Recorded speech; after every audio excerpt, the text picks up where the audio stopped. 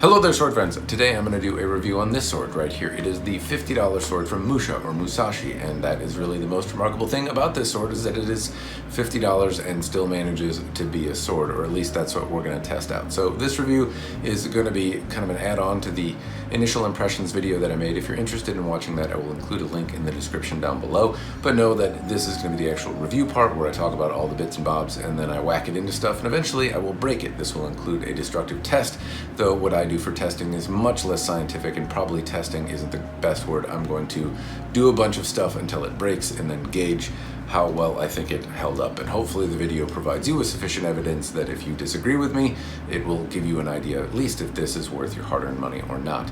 Anyway, before you hear me ramble, before I go into the rest of the review, a couple things you should know.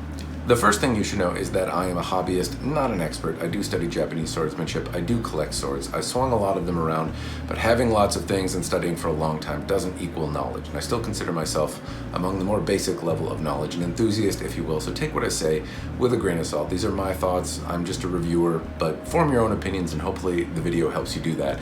Additionally, you should know that this is a review sample. It was sent to me for the purposes of review for free. I didn't pay any money for it, and that may influence my opinion. Hopefully it doesn't. Hopefully I can be objective, but you should know that it is a review sample that I got for free before you hear the rest of my ramblings. Anyway, on with the rest of the ramblings.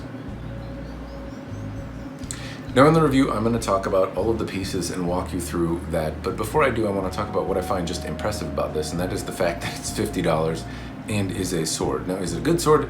No.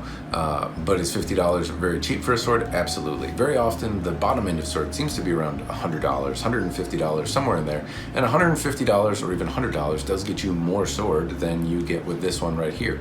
But the mere fact that this exists and functions as a sword is already very impressive to me. Now, there's a few people that I think of would really benefit from a sword like this. One is $50. If that's all your budget is, then you can still play. Here's a sharp sword. It's not the best. It's probably going to require some work in the future, but at $50 at the cost of entry into the functional sword world, that's pretty cool. If you wanted to do test cutting on pool noodles, on water bottles, on something, or even just to get the feel of a live blade moving around, it's not bad. It functions as a sword. It's going to probably wear out and need fixing sooner than better made pieces, but $50 is still an inexpensive point of entry, and I think that's pretty cool. Also, if you are thinking about buying a sword that's more expensive than $50, this may be a good learning tool for you to swing and break things with. And by that I mean everyone who learns swordsmanship eventually they mess up their first sword, and $50 is a cheaper sword to mess up than $300 or $500 or $5,000 or whatever your budget in mind happens to be. You can get a feel for what a sword can take, how they move, and what to expect from them with something cheap like this. Obviously, the next one you buy will probably be better, bigger and better, or at least more durable perhaps than this, but it still gives you an opportunity to do some of the dumb mistakes that people often do when they buy swords, like swing them at trees in their backyard and see what happens. This, you can make that mistake, pay that tuition for much less money with this. Anyway, the fact that it exists for $50 is just kind of cool. It's a novelty, and the fact that I'm just impressed that all of those things can be achieved and shipped to your house for 50 bucks. I find that very impressive. Anyway, we'll go into the actual greater detail on the remainder of the sword. The first part I'm going to talk about is the kashra, and the kashra starts the trend of really nothing remarkable but still functional, and that is going to follow suit and remain a consistent theme through the remainder of this sword. Basically what I see is some detail, there's some ledges. It's not just a plain simple thing, it does have dimension and shape to it, but there are imperfections in the casting, and the patina has worn off quicker and also patinaed, or rather aged quicker than other fittings that I've had. Though it's still on, this sword has been used at this point for all of the dumb cutting things you're going to see, and I'll let you know later in the video when we move into the destruction test. But for the moment, this sword has been used. It's glued on there. It's still reasonably tight, and it didn't provide any discomfort as I was moving it around. It didn't bite into my fingers. There was no discomfort in terms of cutting or using it. If we move on to the Ito, the first thing that I note is that this cotton was loose when I got it and is really not any looser now, which is, I guess, one tip of the hat, right? I was very concerned that this would come loose, and I've done some stupid cuts and I've used this sword some now, and it really hasn't come, or rather gotten any looser. It has frayed and aged and showed signs of handling, but it hasn't gotten any looser, and it's reasonably comfortable. I feel like I have good purchase in terms of grip on the actual blade or on the ska here. The diamonds aren't great. It's black cotton and very haphazardly wrapped. The diamonds are all uneven. Really, this is as basic as you can get and still be called a Japanese style handle, but it does the job. It's held up thus far. Underneath there are plastic samegawa panels, or plastic samegawa grip in general. I'm not sure. I believe they are kind of plastic panels. We'll find out when we take everything apart at the end. However, the basic gist is it provides a look, though they do stain and get gummed up easy. I haven't really cleaned this sword because I plan on breaking it, but it does stain up pretty easily, and though it's plastic, so I imagine it wipes up pretty easily as well. The Minuki are little dragon type things. I believe the casting quality is pretty mediocre, so it's tough to tell, but I believe they're dragons, and they don't move around, at least not terribly easily, despite the pretty loose wrap on here. The blades are fixed with 2 Mikugi pegs. We'll take a look at the Nakago a little bit later. I'll take the handle off and disassemble it towards the end of the video, but at the moment there are 2 Mikugi pegs, and this sword is designed to come apart. So again, what separates this from perhaps other $50 swords is that theoretically this sword is designed to come apart, and potentially you could rewrap, change the handle, put on different furniture, change the tsuba to one of your liking, that type of thing. But we'll find out how well it comes apart later on.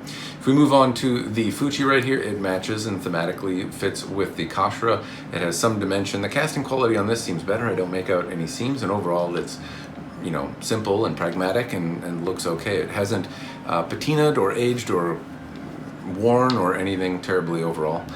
This fitting seems to be doing pretty well. The seppa, something that I don't typically talk about, but worth noting in this, these toothed brass seppa here are often kind of a hallmark of a cheap sword, and by cheap I usually mean on the inexpensive side. Whether they're good or bad, I suppose is subjective, but these teeth often indicate that the sword is of a less expensive variety, and so if you see these type of seppa on a sword, it's something that you can keep in mind that it's probably on the less expensive side. If you're seeing unmarked or unnamed sword and you're not sure what it is, you see these teeth, you know that it's probably not something terribly expensive. Obviously there are exceptions to that, but very often I see them on inexpensive swords. I'm guessing that this seppa is marginally less expensive than the one without the kind of tooth pattern on it, but I'm not sure. I've never built one. The next bit to talk about is the tsuba, or the guard on here, and this is a simple Musashi kind of ring designed tsuba. It has some kind of sharper edges, but honestly they're not so sharp that they cause me any discomfort. I can rub my hands or something like that on the tsuba itself, and it doesn't cause any discomfort at all. It's a little thinner and lacks some dimension, but it's a simple $50 sword, so I'm not expecting a whole lot. I'm just glad there aren't any sharp edges for me to bite into. As I was using the sword, if I choke up on the tsuba on the guard, it doesn't bite into my hand, and I appreciate that. I've seen much more expensive swords that don't take the time to kind of clean up the edges in here, and it can act as a hazard and hurt your hand when you're using it, which is a big bunch of bullshit. You don't want to do that. The habaki is a simple brass habaki. It fits on about as well as any kind of basic Chinese production sword. Nothing particularly special. It does the job. And again, we have the tooth seppa here that says Musha on it, clearly kind of identifying it as a Musha branded product. If we talk about the saya, well, basically red lacquered saya. It's held up reasonably well, but it does have some stains. Honestly though, I don't notice the stains. This seems to have gotten more stainy, or at least darker, in the time that I've had it.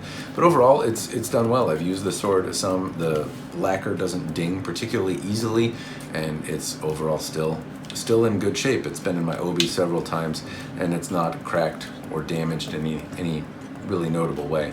The Sageo is kind of cheap Ito cord. Again, it's long enough to do the job. I'm not expecting much for the money, and you can always change it if you want to upgrade your Sageo at a later time. The Kurigata is glued on. I can make out some imperfections around the lacquer in that Kurigata area, but it hasn't come off. A lot of times the paint will crack or the Kurigata will fall off. It hasn't done that for me yet. The one thing I would note conditionally is that the Koiguchi, this metal fitting, is loose. Well, it's not necessarily loose, but it's not secured very well. Whatever glue they use underneath it is kind of gummy, and it comes undone with some degree of pressure. But in use, I haven't found it falling off. I haven't found it to be problematic as I've moved it around. But I would guess that with repeated use, with a lot of basically usage, or using it for EI or drawing or that type of thing, if you use it for a couple of years, I'm guessing you're gonna have to glue this thing down more than a couple times, At least that would be my suspicion. But the fact that it is a metal koiguchi in there is good.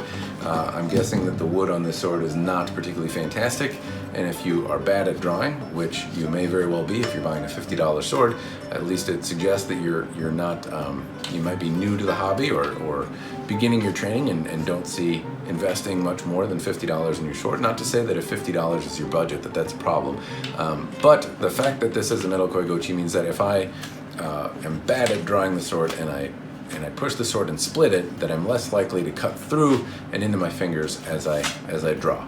That can happen, especially if you are bad at drawing the sword. I'm bad. I've been very fortunate not to cut my hands thus far, knock on wood. Anyway, it has a metal koiguchi. I like it, though you're probably going to have to glue it down at some point during the usage. Now, we'll talk about the blade itself. This sword has been used, and I've cut some things with it that I would already consider in the abusive thing. And honestly, I'll talk about the cutting a little later, though I'll note right up front that I did it a little back-asswards. Anyway, the point is that it's been used. The edge has got some kind of deflection, some rolling, some chips in it. Not necessarily chips as much as rolling and kind of deflection areas on it. It's got plenty of scratches from use as well, but overall it's held up and it does the job. Blade-wise, there's not a whole lot remarkable to talk about. It's made out of 1045 steel, which in most cases is considered a softer steel, so it's less likely to hold an edge particularly well, and it's likely going to be less springy and easier to bend. At least those are the properties that I know about 1045, but it's also easier to manufacture and move around, thus it takes less time to make, and so you often find 1045 used in less expensive swords. You also see it used as the spine or the softer section of swords in more expensive varieties as well. So it just depends on the usage, but to see a complete 1045 sword is often on the inexpensive side, presumably because it's easier to work with and takes less time. But anyway, this is a through-hardened, or rather, yes, I believe it is a through-hardened blade. Maybe it's not. It does have a wire-brushed hamon on it, but I believe it is still a through-hardened blade. It's made out of one piece of 1045. It's not folded, doesn't have any artistic embellishments other than the kind of bit that is wire-brushed on to simulate the hamon, or the line that happens when Japanese blades are hardened, and it creates this effect. But if it's a through-hardened blade or an inexpensive blade that doesn't have a budget for polishing, the wire brushing is often used. They've taken a moment to put on a yokote, even though it's not great. That's a section that distinguishes the tip here, and you know, it exists. It's not really in the condition that it's supposed to be, but for $50, the fact that they made a pass at it is not a bad thing. And this variety has a bohi, which is this blood groove, or the fuller section on the blade. Again, something that can take time, so the fact that it is on a $50 sword is a positive.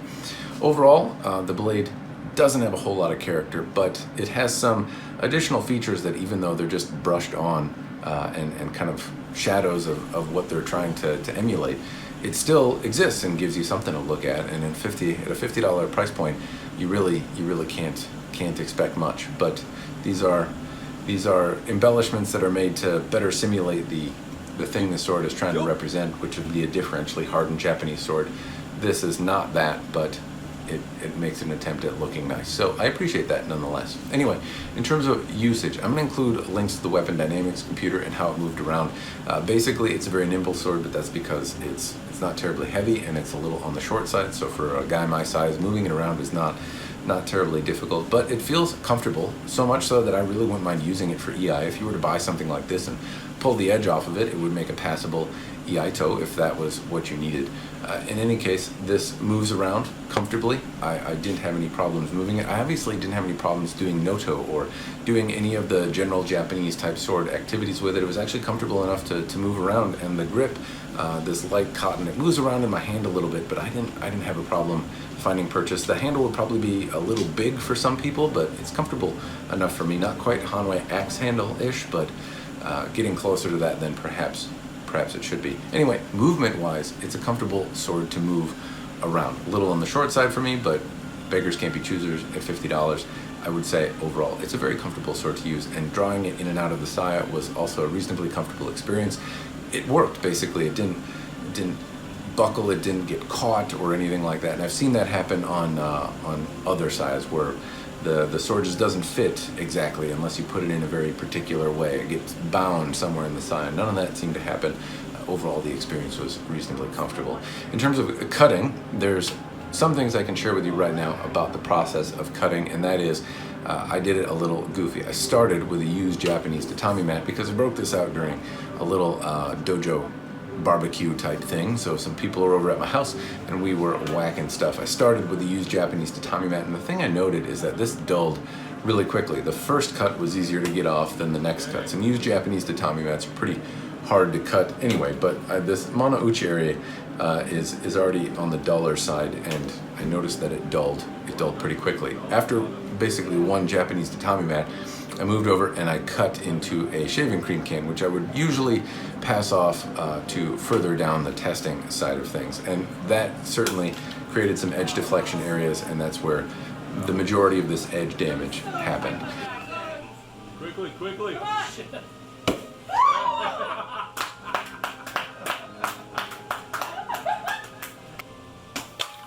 Quick, get it, run!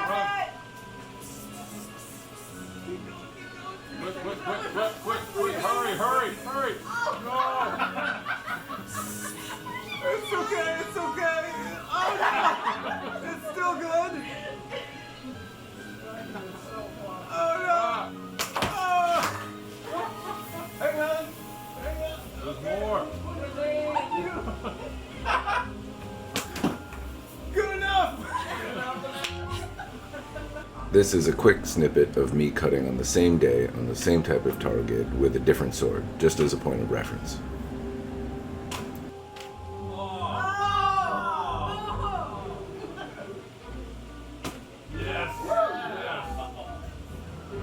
But after that, I took it to water bottles, pool noodles, things like that, and it really failed to cut in those scenarios. And the Mono Uchi area, I believe, got dulled by the tatami mat, and then the deflections are obviously not aiding in the process of cutting. Now, it does cut, but it doesn't cut particularly well. And so one thing I'm debating doing is sharpening the sword, which is not something I can eventually do for review, but we'll see what time does. Anyway, right now, I would say cutting-wise, I'm not terribly impressed. This sword moves around and feels more comfortable than it cuts. It's taken some significant edge damage. It's got lots of scratches in it, and also the sword bent in the process of me doing those cuts, particularly on the shaving cream cans. It caused not only some damage, but the sword bent. It was easy enough to correct, but it did take some bending. So I'm not terribly impressed. I would certainly consider used Japanese tatami on the higher line of things to cut, but the fact that it dulled so quickly is something I'm not terribly impressed with. Anyway, the sword did cut through, and it didn't break. And so again, it does sword-like activities. If you wanted to swing this at a tatami mat, the fact that it did make it through, not necessarily great, but it did, and it was able to cut through a shaving cream can. It did sword-like activities, and it's still in one piece. It's not in the greatest one piece, but it's still in one piece. Anyway, aside from the edge deflection, what I noticed right now, after the cutting you've seen in this video, is that the handle has developed a slight rattle. I can feel the Nakago move around ever so slightly inside the grip, and it's got some edge damage. So it turns out I actually am going to sharpen this sword, mostly because I figure for $50 it's worth giving a shot at sharpening. Now, most of the swords, in fact, never in any review have I ever sharpened any sword, regardless of what price point, but this is by far the least expensive sword I've ever reviewed. And I figure that if you are buying a sword for $50, you might expect to, or might be more comfortable with, doing a little bit of work yourself, tweaking some things, dealing with some less expensive sword-related fixes that otherwise might be unacceptable if you were to buy one at a higher price point. Now, this one I have not been impressed with thus far in terms of how it's held up in terms of its edge. It's dulled pretty quickly, but maybe I can sharpen it and maybe it works better that way. So we'll see if I can get an edge on it. Now, bear in mind, I have no skill in using this thing. I have one, but I don't really know how to use it. I've never sharpened a sword before, not in any way that I would consider effective, but I'm gonna give a go to it. Now, you don't need a machine like this, which is only $50 or $60, which granted is the whole price of another sword, but if you're trying to keep on a budget, you could do this with a sandy rock or a cheap piece of sandpaper and some time if you want. I'm gonna expedite things by trying my hand at this fuckery. But the point is that I'm gonna give a try to sharpening it. I'm gonna try a pool noodle, some water bottles, who knows what. I'm also gonna try and keep this cool and go slow and whatnot. So bear in mind, I don't want to impact whatever tempering or whatever heat treatment this blade does have, and I could very easily heat it up too hot given my inexperience. But I know that that's a concern, so I'm gonna try and be wary of it. I'm gonna do it with my bare hands, and if I sense that it's too hot to hold, then it's something I probably need to cool down. So that's what I'm gonna do. I'm gonna try sharpening it, try reforming the edge. Now bear in mind that this may impact how well it holds up in the destruction test, but I'm really gonna try and keep the sharpening very modest so that it doesn't. But I figure it's really worth trying, given that I have not been impressed with how sharp it was out of the box, how well it cut things straight away, how well it held up. Maybe I can fix that with a little bit of sharpening. We'll see. I should shut the fuck up and actually get on with it, huh? This goes here. Here's that there's some glue, rubbery substance on here. I don't know if it's like hot glue, but something sticky.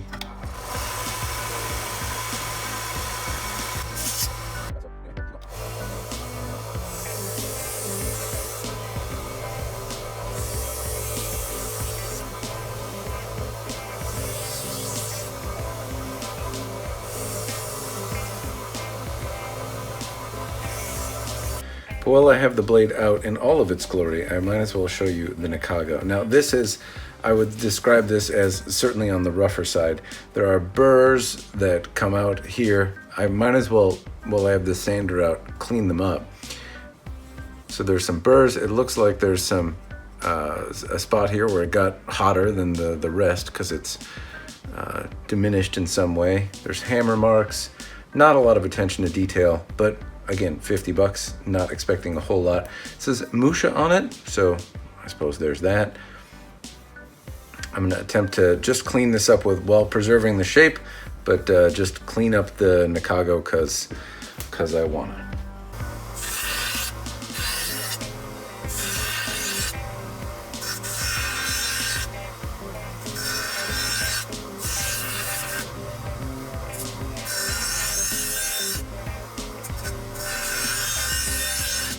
There we go.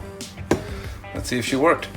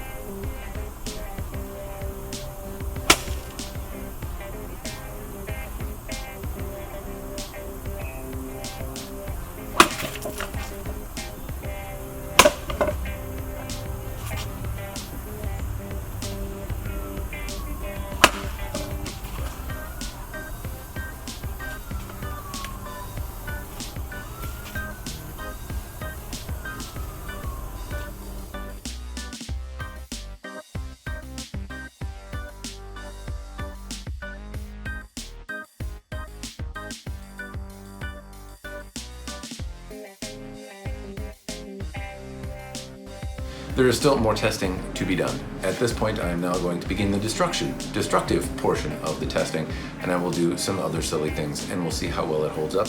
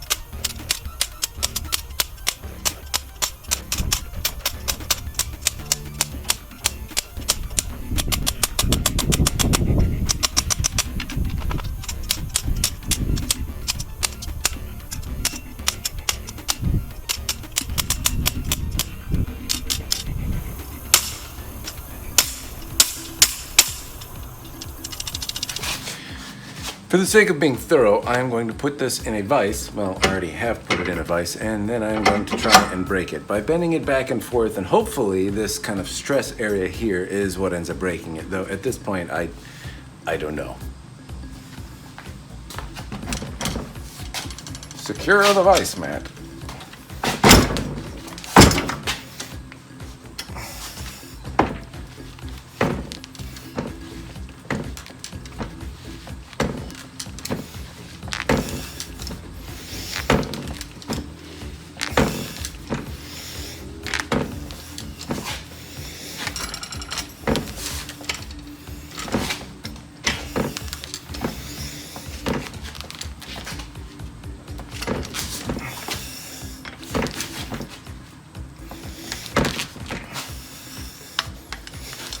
Here we go.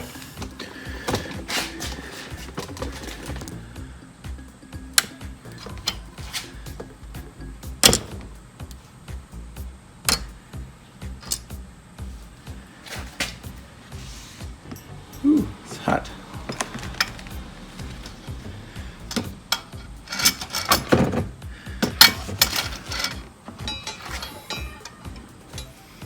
Now, I'm not sure what, if anything, you can tell from looking at this, but there you go.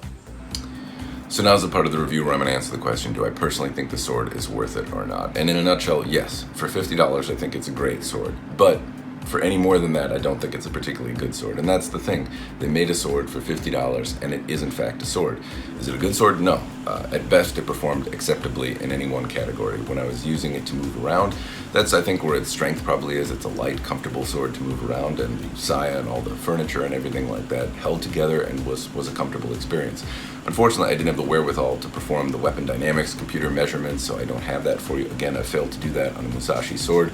In my zeal to make the video and cut stuff with it, I diminished the blade and broke it before I took those measurements, so my apologies. But I would say moving it around was a comfortable experience. Overall, it was a reasonably light, nimble sword to move around, and I found the experience to be easy and at least suitable to the task. And by that I mean it moved in and out of the saya in such a way that I could draw it comfortably and resheath it in a way that was, if I'm trying to study something, educational and helpful as a tool.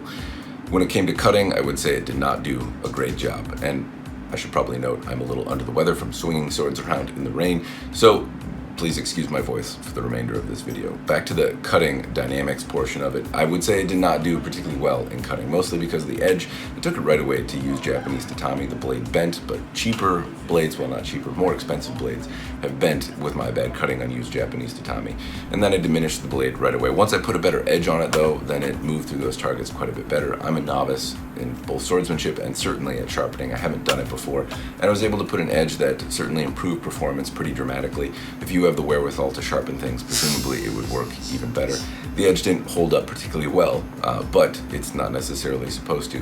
When I came to the really abusive side of testing, this is where I suppose it kind of impressed me, is that the flexibility of the sword, or I suppose softness of the sword, acted as a bit of a boon. Normally, particularly as I do sword-on-sword contact, well, a lot of times the blade will deform in such a way when I smack it along the back side of the blade after having taken edge-on-edge contact with a harder blade, and it usually that's a recipe to break the sword. This one just deformed, and then deformed right back. It would be pliable and movable, and in a battlefield situation, not that I would advocate taking this one to a battlefield, you could presumably still use it as a weapon if you could straighten it out, though I wouldn't call it necessarily a good weapon.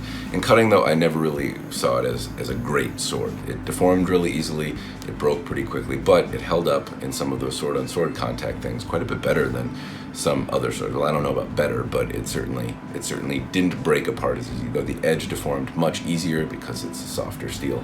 The other bit that I'll note is that I lost a Makugi peg in the testing. I couldn't necessarily tell you where, but the Ito has held up. Now, I was concerned initially that this would come undone. A lot of times the knot comes undone or the kashira comes off, but whatever they've used to create this handle, it has held up in such a way that it didn't come undone. It didn't come apart. It's still as loose as it was when I got it, which I suppose is concerning, but having put it through what I've put it through, I'm impressed with the overall stability of the handle. I thought that this would be the first thing to come apart, and it's still sitting here. The saya was comfortable, nothing really came undone, and this metal piece has varying degrees of tightness depending on the weather. Nevertheless, overall, as a basic tool for $50, I think it's worth it. Now, who is this sword for? Well, that's another question. One, if you have $50 and you're on a budget, this allows you to come to the party. If you're trying to study in a class like me, if you're trying to study in your backyard, I suppose I do that as well, then this lets you come to the party and learn the stuff regardless of your budget. It's a very inexpensive sword, all things considered. Now, I would certainly advocate, if you have money, spend it, buy something better. But if you don't, then this is an easy way to at least be able to participate in some of the activities that you'd want to participate in with a live blade. Now, if you're a person that has a more expensive sword and $50 isn't necessarily your budget, it's still worth considering something like this on the grounds that it allows you to test out some stupid things. Not anything that I'm doing. The stuff in this video is pretty dangerous to do, and there's a lot of variation, you should note, in the manufacture of these swords, and I wouldn't expect all of them to perform the same way this one did. Some might do better, some certainly might do worse and turn into a helicopter of death if you do some of the things that I was doing in this video. But if you want to test it on harder targets, or you're nervous about using your blades because you're a novice and you don't want to diminish them or damage them until you get better at cutting, this is an inexpensive tool to begin that process. At least get familiarity with swinging a live blade and damage this one at a $50 cost as opposed to something more expensive. Again, if you have the budget to buy a beater that is more expensive, I would certainly advocate you do that. Basically, it is a sword at $50, and I am marveled at that fact that it is $50 and exists as a sword. Somebody in China had to touch this. Some machine had to be made to produce it. Some combination of the two things has to exist, and then it has to be on a boat and ship across the sea to arrive at my door at a cost of $50. And the fact that all of those things can happen is something of a marvel to me. I'm very impressed that it exists as a sword and did sword-like things, and for me, I'm still marveling at that. I think that's fantastic, and it gets a gold star as far as I'm concerned in that regard. They set out to make a sword, and they did at a price point of $50. I'm enamored by that. However, it's not a good sword. If you have more money to spend, regardless of your application, I would certainly say you should do that. If you don't, though, the sword has its place in one way or another. Anyway, those are my thoughts. I'm going to stop rambling. This video has already gotten extremely long. If you're still watching at this point, I really appreciate it. If you have any comments, questions, throw them in the comment section there down below. And that's all I've got for you. As always, cheers, and thanks for watching.